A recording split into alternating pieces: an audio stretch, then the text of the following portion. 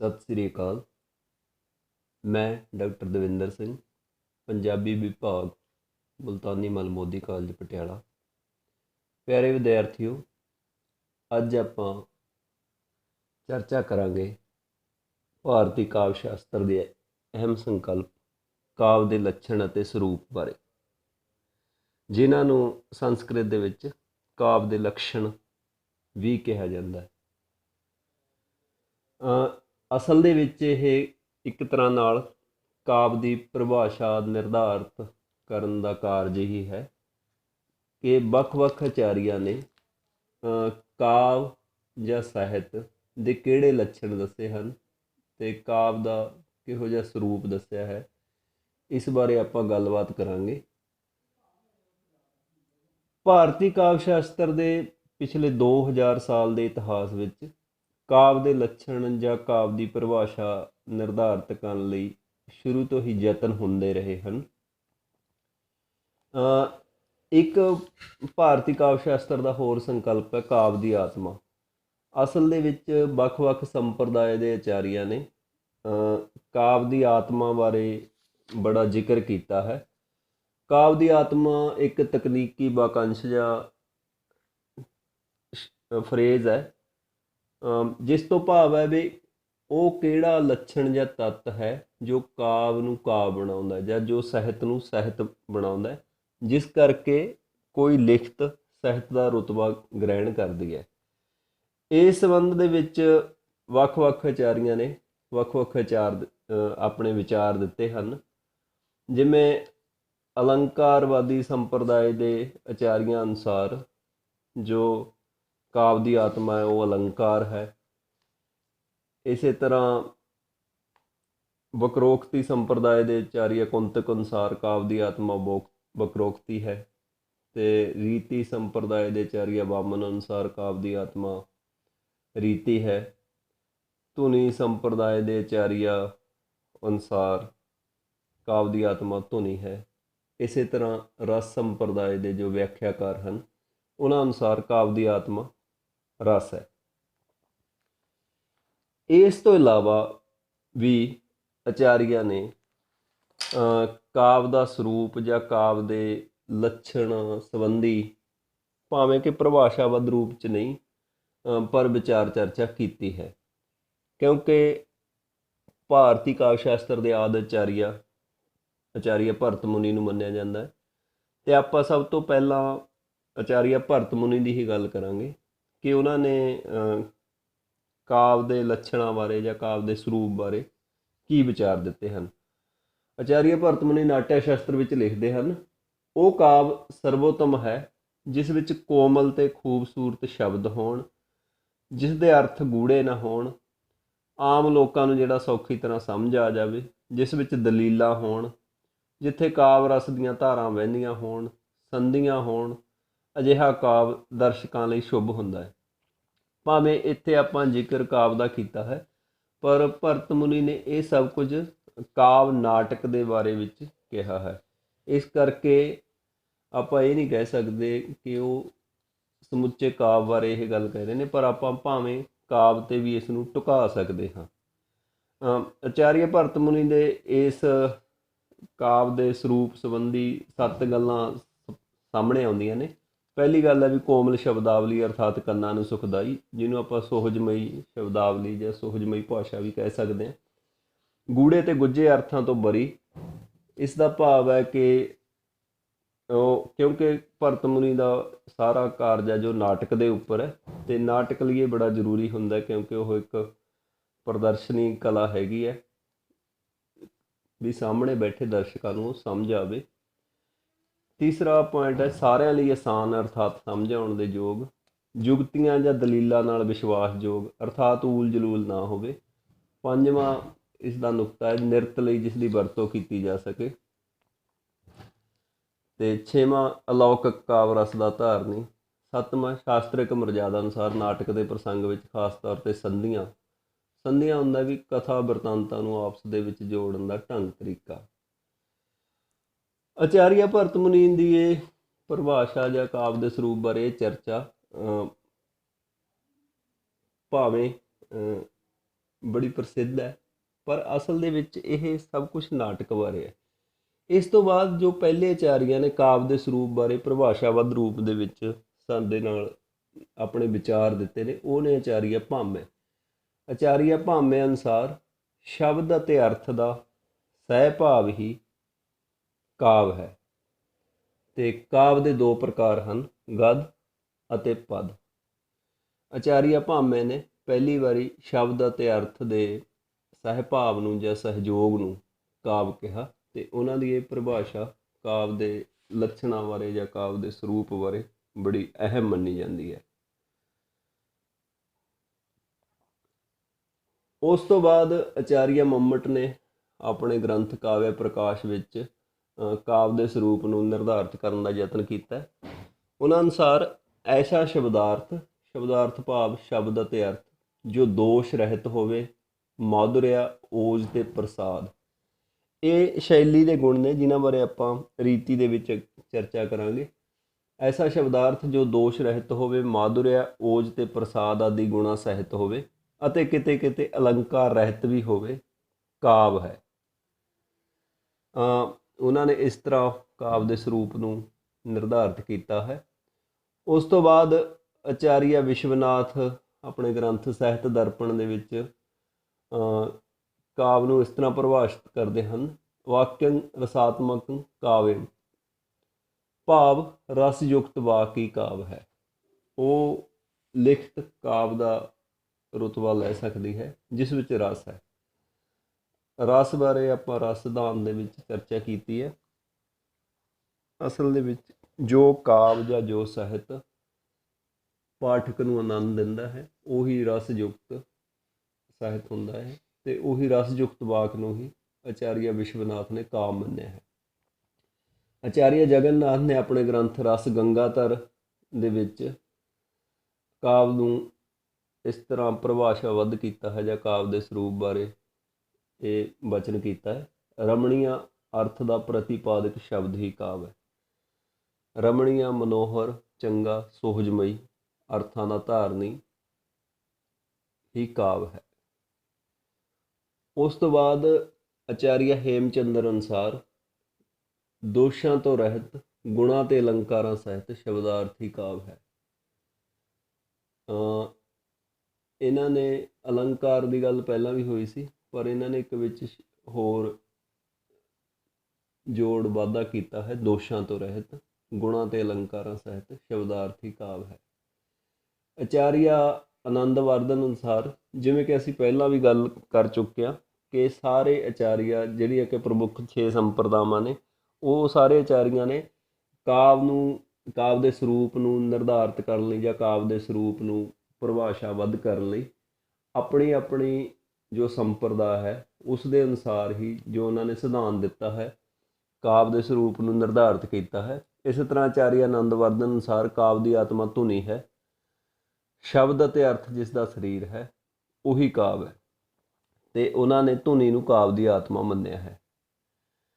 ਤੇ ਇਸ ਆਚਾਰੀਆਂ ਦੇ ਸਾਰੀ ਵਿਚਾਰ ਚਰਚਾ ਤੋਂ ਬਾਅਦ ਤੁਹਾਡੀ ਪਾਠ ਪੁਸਤਕ ਭਾਰਤੀ ਕਾਵਿ ਸ਼ਾਸਤਰ, ਜੋ ਕਿ ਪ੍ਰੋਫੈਸਰ ਸੁਖਦੇਵ ਸ਼ਰਮਾ ਹੋਰਾਂ ਨੇ ਲਿਖੀ ਹੈ, ਪ੍ਰੋਫੈਸਰ ਸੁਖਦੇਵ ਸ਼ਰਮਾ ਨੇ ਉਸ ਭਾਰਤੀ ਕਾਵਿ ਸ਼ਾਸਤਰ ਦੇ ਵਿੱਚ ਇਹਨਾਂ ਪਰਿਭਾਸ਼ਾਵਾਂ ਦੇ ਆਧਾਰ 'ਤੇ ਕਾਵਿ ਦੇ ਲੱਛਣਾਂ ਦੀ ਵਰਗ ਵੰਡ ਇਸ ਤਰ੍ਹਾਂ ਕੀਤੀ ਹੈ, ਤੇ ਉਹਨਾਂ ਨੇ 3 ਭਾਗਾਂ ਦੇ ਵਿੱਚ ਇਹਨਾਂ ਪਰਿਭਾਸ਼ਾਵਾਂ ਨੂੰ ਵੰਡਿਆ ਹੈ ਕਿ ਪਹਿਲੇ ਉਹਨੇ ਜੋ ਸ਼ਬਦ ਅਤੇ ਅਰਥ ਦੇ ਸਹਿ ਭਾਵ ਨੂੰ ਕਾਵਿ ਮੰਨਦੇ ਹਨ।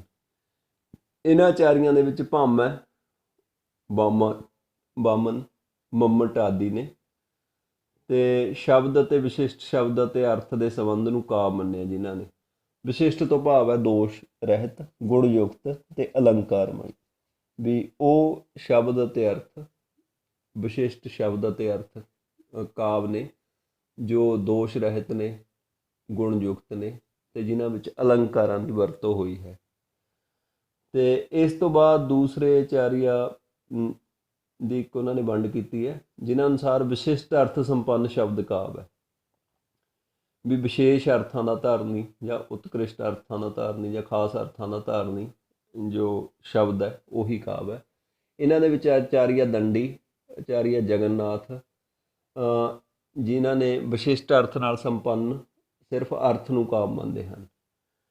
ਤੇ ਤੀਸਰੇ ਜੋ ਆਚਾਰੀਆ ਹਨ ਉਹ ਹਨ ਰਸ ਨਾਲ ਓਤ ਪ੍ਰੇਤ ਵਾਕ ਕਾਵਿ। ਇਹ ਰਸਵਾਦੀ ਆਚਾਰੀਆ ਅਨੁਸਾਰ ਜੋ ਰਸਮਈ ਵਾਕ ਹੈ, ਜੋ ਰਸਮਈ ਸ਼ਬਦ ਦਾ ਜੋੜ ਹੈ, ਜਿਸ ਨੂੰ ਆਪਾਂ ਵਾਕ ਕਹਿੰਦੇ ਹਾਂ, ਤਾਂ ਉਹੀ ਕਾਵਿ ਹੈ।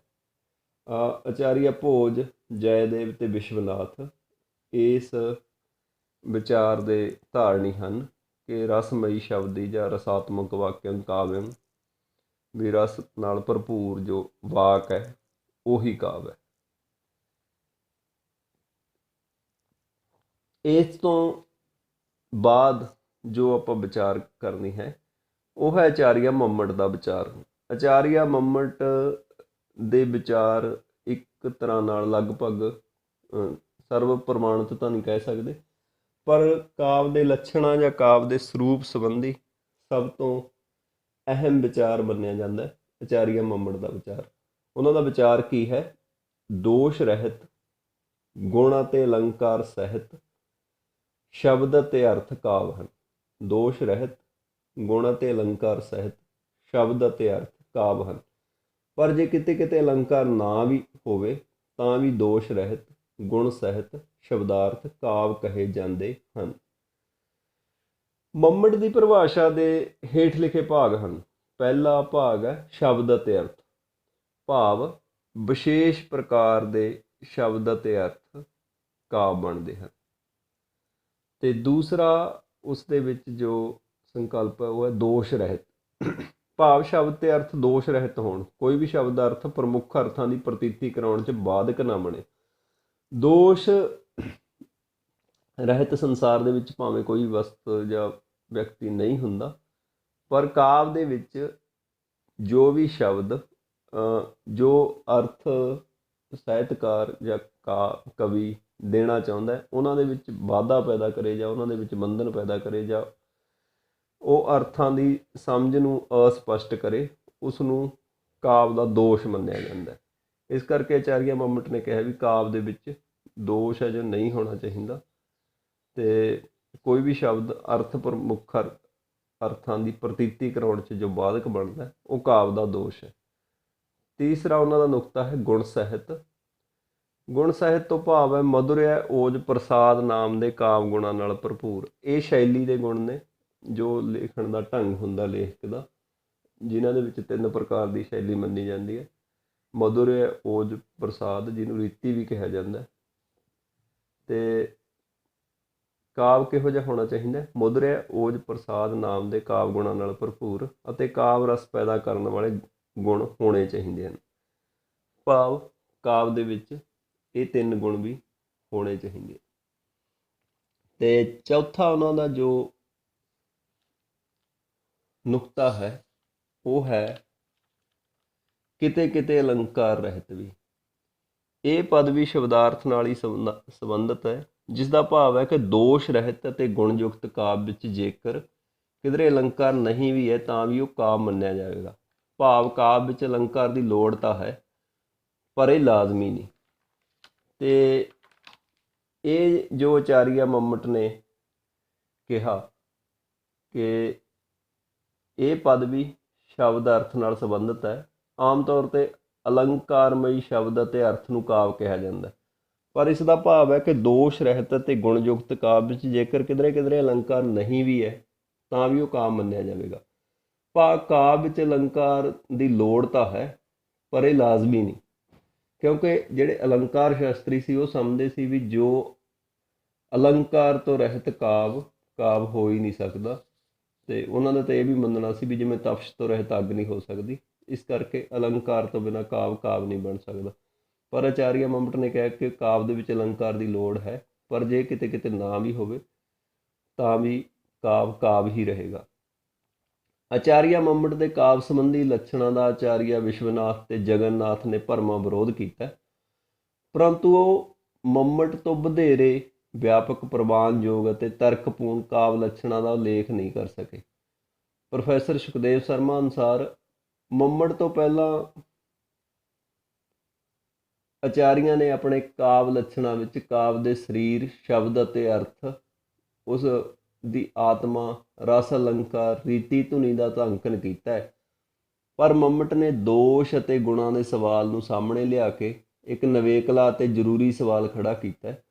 ਕਿਉਂਕਿ ਕਿੰਨਾ ਵੀ ਸੋਹਣਾ ਕਾਵਿ ਕਿਉਂ ਨਾ ਹੋਵੇ, ਉਸ ਵਿੱਚ ਜੇ ਇੱਕ ਵੀ ਵੱਡਾ ਦੋਸ਼ ਆ ਜਾਂਦਾ ਹੈ ਤਾਂ ਉਸ ਦੇ ਮਹੱਤਵ ਨੂੰ ਘੱਟ ਕਰ ਦਿੰਦਾ ਹੈ। ਤੇ ਇਸ ਕਰਕੇ ਜੋ ਮੰਮਟ ਦੀ ਕਾਵਿ ਦੇ ਸਰੂਪ ਸੰਬੰਧੀ ਪਰਿਭਾਸ਼ਾ ਹੈ, ਉਸ ਨੂੰ ਸਭ ਤੋਂ ਅਹਿਮ ਮੰਨਿਆ ਜਾਂਦਾ ਹੈ।